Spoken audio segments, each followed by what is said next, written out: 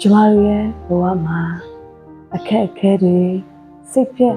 ဝမ်းနည်းခြင်းတွေရင်ဆိုင်ကြုံတွေ့နေရတဲ့ချိန်မှာငါမတက်နိုင်တော့ဘူးဒါမဖြစ်နိုင်တော့ဘူးဆိုပြီးမှကျမတို့ခံစားတတ်ကြတယ်ကြတ်တက်ကြတာဖြစ်ပါတယ်ဒါပေမဲ့ဒီနေ့မှာဘုရားသခင်ကကျမ်းစာထဲမှာကျမတို့ကိုဘယ်လိုပြောထားတယ်လဲဆိုရင်ကိုရင်သူဩဝါဒစာဒုတိယဆောင်အခန်းကြီး7ငွေ9ထဲမှာဆိုရင်ငါဂျေဇုသည်ဒီအဖို့လောက်ပြီးလို့ကျမတို့ပြောထားတာဖြစ်ပါတယ်။မှန်ပါတယ်ကျမတို့ဒီနေ့မှာကြုံတွေ့နေရတဲ့အခက်အခဲတွေပြဿနာတွေအလုံးချက်ရက်ခင်ဂျေဇုတော်ဟာပို့ပြီးတော့မှကြီးမားတာဖြစ်ပါတယ်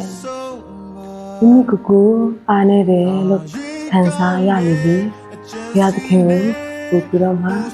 ဒီခုလေးဖြစ်ပါတယ်။ကျမတို့ရဲ့မသက်စွမ်းနိုင်ခြင်းအနစ်ချစ်တွေဟာဘုရားသခင်ရဲ့တကူတော်ကိုထင်ရှားကိုယ့်ရဲ့အတွက်နေရာလွတ်တစ်ခုဖြစ်လာမှာဖြစ်ပါတယ်။ဒါကြောင့်တင်းရဲ့အနစ်ချစ်ကိုမရှက်ပါနဲ့။ဘုရားသခင်ကအဲ့ဒီအရာတွေထမ်းနေအမှန်မှုတွေလှုပ်ဆောင်ပေးမှာဖြစ်ပါတယ်။ဒါကိုတင်းရင်ကြည့်ဖို့လိုပါတယ်။ကျမ်းစာထဲမှာဆိုရင်တမန်တော်ပေါလုဟာသူရဲ့အာဏာချက်တွေကိုထုတ်ဖော်ဝန်ကြားခဲ့တာဖြစ်ပါတယ်။ဘာလို့လဲဆိုတော့သူအာဏာနေတဲ့ချိန်မှာဘုရားသခင်ရဲ့တကူတော်ဟာသူ့အပေါ်ရင်းဝတ်နေတယ်ဆိုတာကိုသူသိတဲ့အတွက်ကြောင့်ဖြစ်တယ်။ဒါကြောင့်ဒီနေ့မှာသင်ဟာသူရဲ့ဝန်ထုတ်ဝန်ပိုးတွေကြောင့်ပြင်ပန်းနေသလား။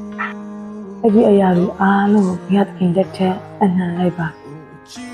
ဘုရားသခင်ကသူ့ကိုပြန်လည်ပြီးတော့မှထူမှတ်ပေးမှာဖြစ်ပါတယ်။ကျမတို့ဒီနေ့မှာဘာလို့ပဲရင်ဆိုင်နေရပါစေကျမတို့ကြောက်တယ်မဟုတ်ပါဘူး။သူရဲ့ဂရုတော်အတိုင်းကျမတို့ရဲ့နာမှာအမြဲတမ်းအတူရှိတဲ့ဘုရားသခင်ရှိပါတယ်။ဒီနေ့မှာကျမတို့ရင်ဆိုင်ကြုံတွေ့နေရတဲ့အခက်အခဲပြဿနာတွေ